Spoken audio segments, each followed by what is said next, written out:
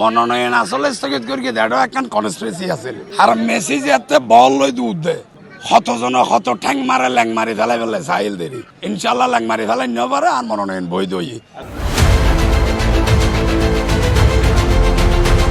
শেষ দিনে চট্টগ্রামের সাতকান সংসদীয় আসনের মনোনয়নপত্র যাচাই বাছাই অনুষ্ঠিত এই হারণে সকালত রিটার্নিং কর্মকর্তার কার্যালয়ে প্রার্থী ও সমর্থকসকলের ব্যাপক ভিড় লক্ষ্য করা গিয়ে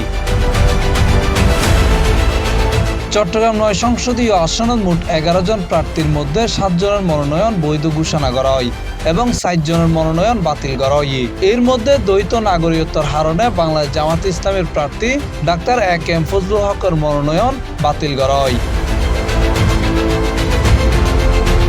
এছাড়া চট্টগ্রাম ৮ আসনের প্রার্থীর মনোনয়ন যাচাই বাছাই সম্পূর্ণ যাচাই বাছাই শেষে মোট ৯ জন প্রার্থীর মধ্যে ৭ জনের মনোনয়নপত্র বৈধ ঘোষণা করা হয় আর ২ জনের মনোনয়নপত্র বাতিল করা হয়।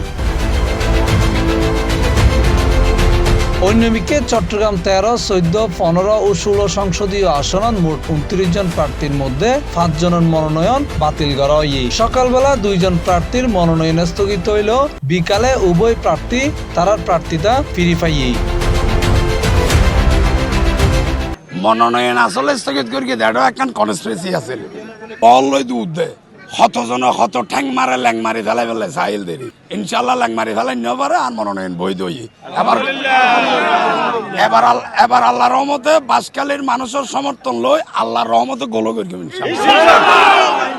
চট্টগ্রাম ১৬ আসনত ৯৯ প্রার্থীর মনোনয়নপত্র বৈধ এবং ৪২ প্রার্থীর মনোনয়নপত্র বাতিল করা হয় এবং ২ জনের বিষয়ে এখনো নিষ্পত্তি নও। এর আগে চট্টগ্রামের বাকি ৯ সংসদীয় আসনের প্রার্থীসকলের মনোনয়নপত্র যাচাই বাছাই কার্যক্রম অনুষ্ঠিত হয়।